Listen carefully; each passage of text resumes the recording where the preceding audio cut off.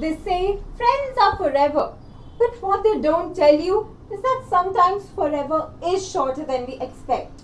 Greetings everyone, I'm Yuvakshi Goswami from ANON and today I want to say something that most of us need to hear. Losing friends isn't always losing. It feels like it is at first, especially when the memories are still fresh. The inside jokes still echo and your phone lights up with their name out of habit, not reality.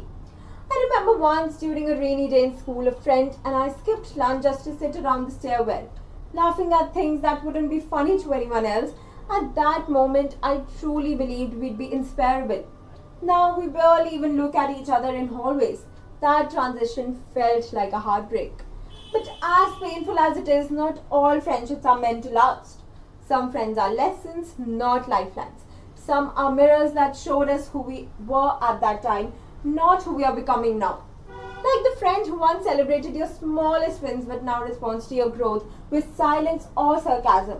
It's jarring, but sometimes this silence speaks volumes about how much you've outgrown what no longer supports you.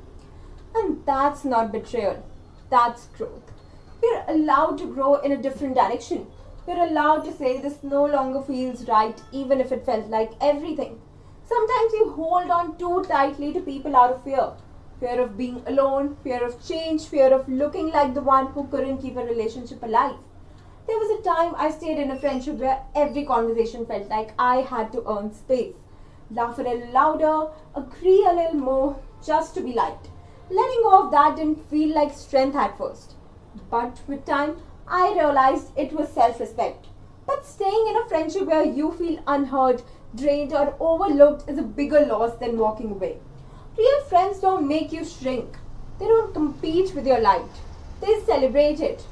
One of my closest friends now, we can sit in silence, share one look and feel completely seen. No competition, no performance, just presence. That's when I understood what safe friendship truly means. And the ones who leave, maybe they were only meant to walk with you for a few chapters, not the entire book. Yes, it hurts. You'll miss them sometimes, but don't let that pain convince you that you're the problem. Losing someone doesn't mean you failed. It might just mean you finally learned how to value your peace. And in that silence, in the space where their voice once filled your world, you'll hear something new. Your own voice, clearer, stronger and wiser.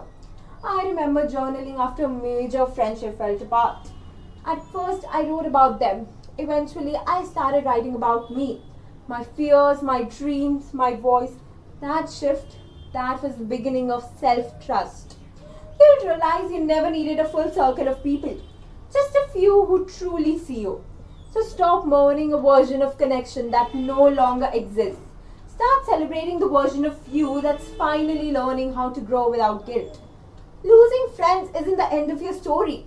It's the start of a new chapter where your presence is no longer negotiated and your worth is no longer defined by who stays. And if you ever feel alone in that journey, just remember, sometimes letting go is the most powerful way to come home to yourself. Thank you.